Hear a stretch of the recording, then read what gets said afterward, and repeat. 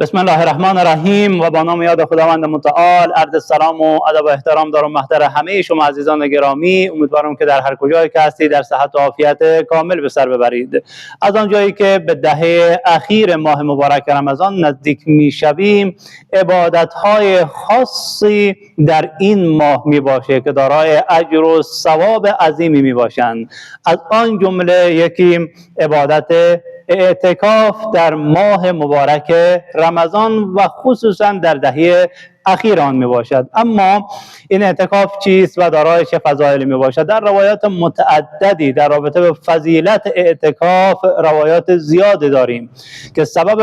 جلب رضایت پروردگار منان می گردد و همچنان انسان را به خداوند لایزال نزدیک می کند و همچنان لحظاتی را انسان در می یابد تا اینکه بتواند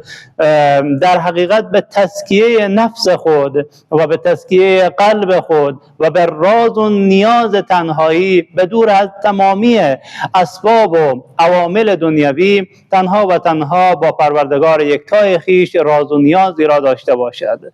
که سبب بخشیده شدن گناهان او، سبب جلب رضایت پروردگار منان و همچنان سبب حصول بهشت نیز می‌گردد. اعتکاف یکی از سنت‌های مؤکده رسول الله علیه السلام در دهه اخیر ماه مبارک رمضان میباشد